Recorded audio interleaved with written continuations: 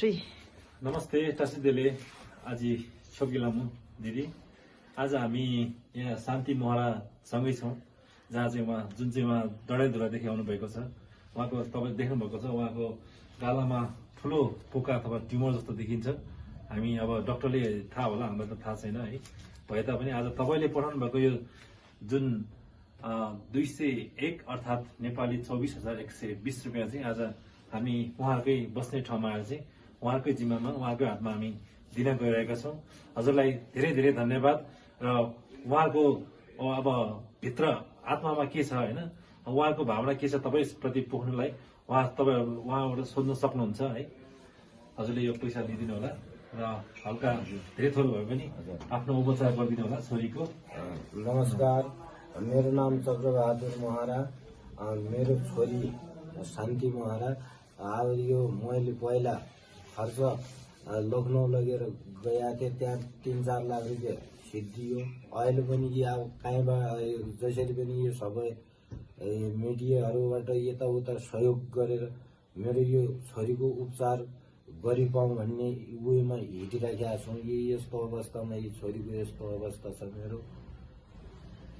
अनि तपाईँलाई यो तपाईँको अहिले अभियानमा चाहिँ कति जति उठ्नु भएको छ, खातामा कति जति जम्मा भएको छ र कति जति चाहिँ लाग्छ भनेर चाहिँ डाक्टरले भन्नुभएको छ हजुरले?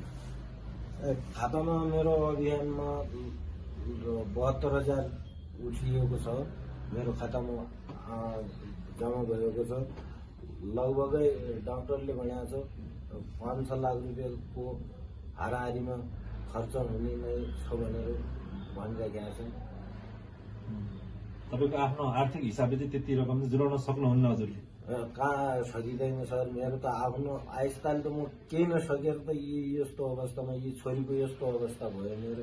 मैले अब यो छोरीको यस्तो जिन्दगीमा म यसको जिन्दगी के ऊ होला भन्नेमा यस्तो अवस्था पुग्यो। आफ्नो भएको खर्च सबै सकिएर म लास्ट केही न ऊ भएर यस्तो अवस्थामा पुगेको छु। यो छोरीको हालत मेरो यस्तो भयो। छोरी कति वर्षको? मेरो छोरी 21 वर्षको छ। कहिलेदेखि चाहिँ यस्तो भएको नि? कति वर्ष भयो नि योलाई?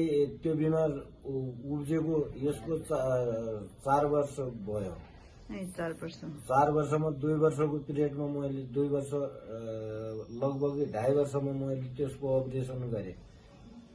अहिलेसम्म त्यो 4 वर्ष भयो। अहिले अब झन् ठिक हुन सक्दा झन् बढी भएर यस्तो अवस्थामा छोरीको हाल यस्तो भयो। आफ्नो पनि परिस्थिति एकदमै नाजुक भएको हुनाले तब म यो सबै यो मिडियाहरू सहयोग मागिराखेको अवस्था छ। यो छोरीको कसरी पनि उपचार गरिपाउँ भन्ने यो सहयोगमा म ऊ गरिराखेका छौँ। हुन्छ, ठिकै छ। अब कति जति उठ्छ अब होइन, अब मान्छे सहयोग गर्ने नै हो है। हजुर, तपाईँ राम्रोसँग उपचार गर्नु होला। त्यही शुभकामना।